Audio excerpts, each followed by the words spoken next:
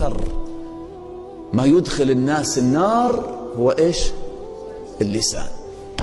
يقول اللي يخلي الناس ينكبون على وجوههم في نار جهنم حصائد الألسنة، يعني اللسان. صحيح، شوف ليش اللسان يا شباب ما يتعب الواحد لما يتكلم، صح؟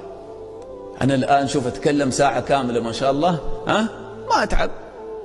تبون نزودها ساعتين، عابرين بنزودها ساعتين، ما أتعب.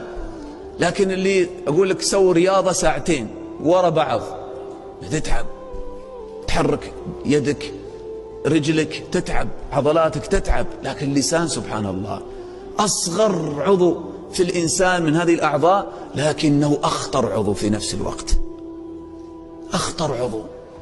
فلذلك أكثر الناس تهاونوا به، لأنه سريع الحركة والكلام وما يتعب، أمره خطير. لأنك